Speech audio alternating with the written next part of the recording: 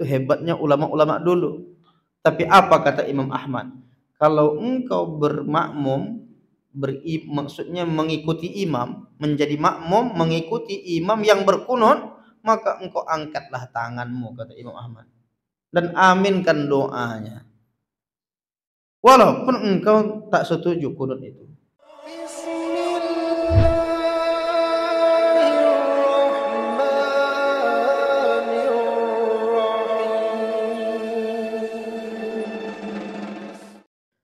Yang pertama tentang tidak ada merek. Memanglah tidak perlu ada merek masjid mazhab Syafi'i, kan?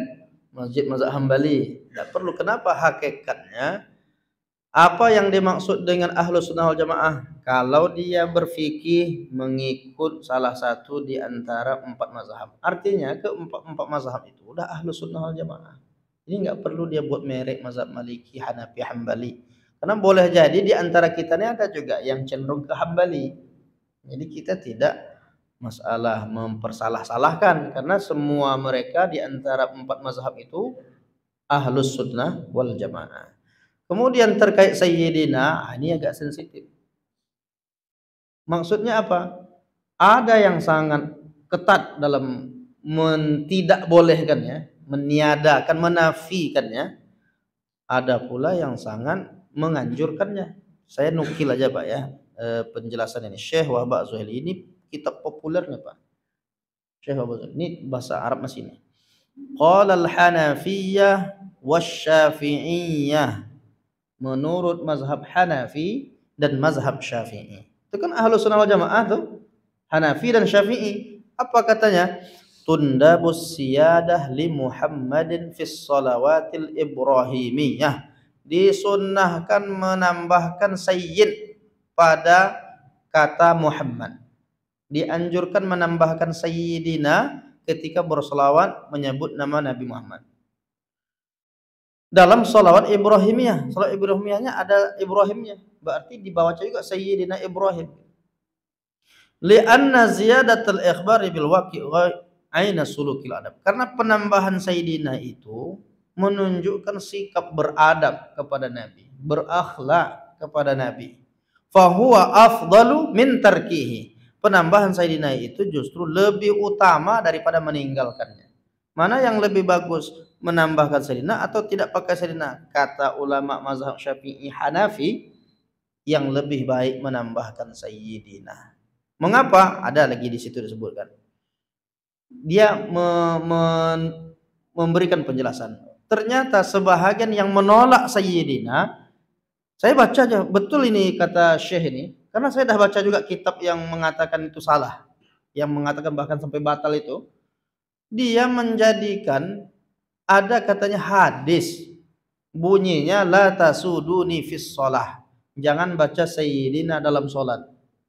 Ada hadis seperti itu yang dinukilkan untuk melarang.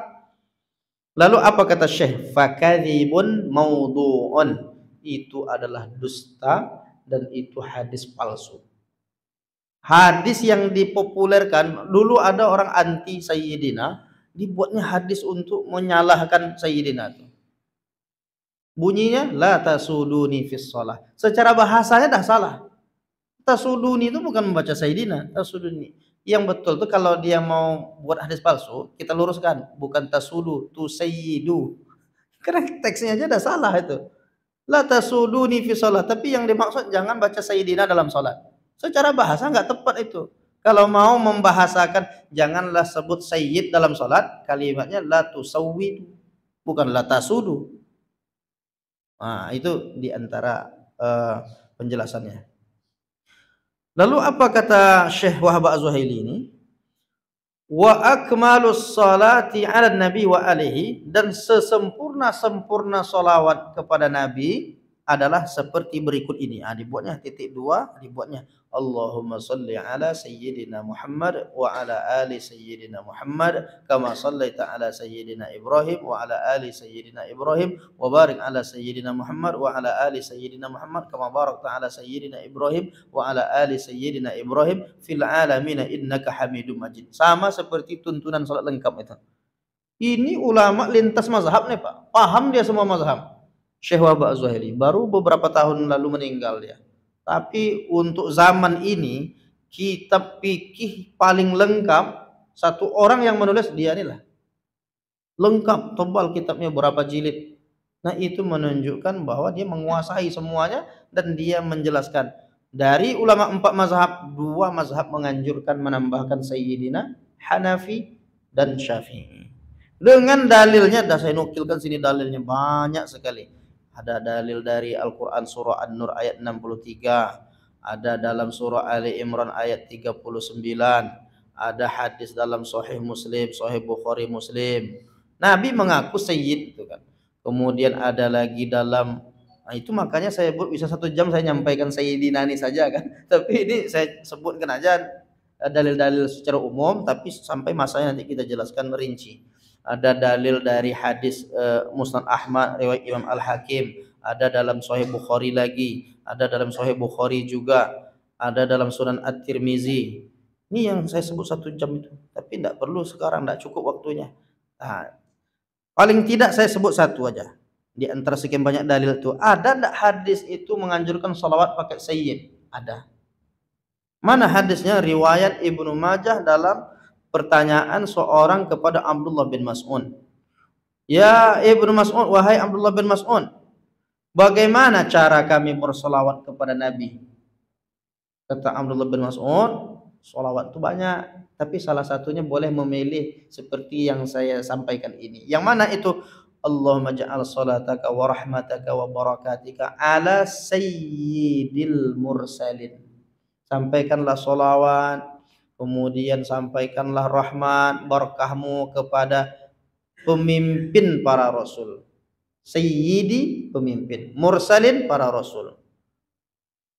Dan Nabi mengaku ana sayyidun nas, aku ini pemimpin seluruh manusia. Kalau begitu, sayyidina pemimpin kami. Kalau orang baca Allahumma salli ala Muhammad, artinya ya Allah sampaikan salawat kepada Muhammad. Tapi kalau dia baca Allahumma salli ala sayyidina Muhammad, ya Allah sampaikan salawat kepada pemimpin kami Nabi Muhammad. Kira-kira kalau kita bandingkanlah antara saya dengan Pak Haji Rubianto, maksudnya antara umur, saya lebih muda. Ya Pak ya? Dan saya tidak pantas manggil namanya langsung. Rubianto, woi kurang ajar. Masih muda manggil nama saya umpamanya nih. Enggak wajar. Terus gimana? Saya memuliakannya dengan memanggil gelarnya. Atau memanggil Pak paling tidak. Pak Rubi atau Pak Haji. Nah, itu namanya panggilan penghormatan. Sama manusia biasa. Apalagi sama baginda Nabi besar Muhammad SAW. Itu maksud para ulama itu. Jadi itu dasarnya itu. Nah, banyak Pak, dalil-dalilnya banyak, tapi itu cuplikan lah. Kemudian tadi masalah apa tadi? Kunut tadi ya, tersinggung tadi. Masalah kunut, ada orang umpamanya imamnya kunut, jamaah lain kunut tapi dia tak kunut. Itu sudah selesai juga oleh ulama dulu, bahkan sejak masa Imam Ahmad. Imam Hambali, dia tak mau kunut. Tapi gurunya berkunut, Imam Syafi'i. Dan Ahmad punya dasar. Oh, Imam Syafi'i punya dasar, mereka saling menghormati. Itu hebatnya ulama-ulama dulu. Tapi apa kata Imam Ahmad? Kalau engkau bermakmum, maksudnya mengikuti imam, menjadi makmum mengikuti imam yang berkunut, maka engkau angkatlah tanganmu, kata Imam Ahmad, dan aminkan doanya. Walaupun engkau tak setuju kunut itu. Tapi karena salat berjamaahnya ikut. Begitu kata Ibnu Utsaimin juga, begitu kata Syekh bin Baz. Termasuk yang lebih ketat itu Syekh Albani. Syekh Albani itu sangat ketat dia masalah bid'ah itu, masalah mengikut sunnah itu sangat ketat dia. Tapi dalam masalah kunut, kalau imam mau kunut, engkau angkat tangan, engkau aminkan. Begitu kata mereka ini. Nah, jadi itu sudah seyogyanya seperti itulah. Kemudian masalah salam atau masalah sujud. Kalau imam sujud, lalu dia dah bangkit dari sujud, kita berbangkit. Itu hadisnya jelas, innama ju'ilal imamu liyutamma bihi. Sesungguhnya imam itu untuk diikut. Wa idza raka'a, kalau dia ruku, engkau ikut ruku. Walaupun belum selesai bacaan kita. Kita kalau umpamanya baca Al-Fatihah sekalipun yang rukun itu, baru kita sampai ihdinas siratal mustaqim. Imam sudah, umpamanya salat zuhur nih, mungkin kita lambat bacanya. Imam sudah ruku, Allahu Akbar. Kita tidak usah pertahankan sampai selesai. Karena kita ngikut imam. Maka kita pun, apalagi kita memang agak-agak sedikit terlambat. Imam kalau sholat maghrib sekalipun umpamanya, imam sudah sampai bacaan wala antum abiduna ma, kita baru masuk. Kan udah mau ending tuh. Kita pun baru mulai mungkin Al-Fatihah sampai Maliki Yaumiddin. Imam sudah ruku, kita nggak usah selesaikan. Kita ikut ruku. Nah, begitu juga sujud. Kalau imam sudah Allahu Akbar tahiyat, dia tahiyat akhir, kita nggak usah lama-lamakan sujud lagi. Terus gimana hadis aqrabu ma yakunul abdu min rabbih wa huwa sajidun, seorang hamba sangat dekat kepada Allah ketika dia sujud, fa aktsir doa, perbanyaklah doa. Itu maksudnya di kondisi yang tepat. Kapan kita praktek banyak doa itu? Salat sunat sendiri itu lamakanlah. Mau 1 jam sujud boleh kita kan. Tidak ada masalah. Tapi karena kita salat berjamaah, maka kita ikut imam. Imam bangun, kita pun bangun. Takutnya nanti imam sudah salam, kita masih sujud juga kan. Karena menikmati doa tadi. Doa. Tiba-tiba imam sudah salam. Ketinggalan kita. Nah, oleh karena itu mengikuti imam itu falyutabi'il imam. Hendaklah makmum itu ngikut, bergerak dia bergerak. Yang afdal itu Allahu Akbar, baru kita gerak. Sami Allahu liman hamidah, sami Allah. Allahu Akbar, Allahu Akbar, bergerak itu. Dan jangan pula mendahului imam. Nah, dia ada apa nih? Kebalikannya, ada yang terlalu lambat ngikut imam, ada ya pula duluan dari imam. Itu tak boleh juga, sama-sama tak boleh. Bahkan sama-sama dengan imam pun tak boleh. Ruku imam sama-sama pun, sama-sama. Berarti dia mau jadi imam itu kalau sama-sama. Nah, gitu Pak ya rangkumannya tadi itu dari beberapa pertanyaan tadi. Wallahu a'lam bishawab. Itu nampaknya. Ada lagi pertanyaan? Tak ada? Cukup. Insyaallah apa yang kita kaji ini bermanfaat. Mudah-mudahan bermanfaat. Kita cukupkan sampai di sini. Subhanakallahumma wabihamdika asyhadu an la ilaha illa anta astaghfiruka wa atubu ilaik. Wassalamualaikum warahmatullahi wabarakatuh.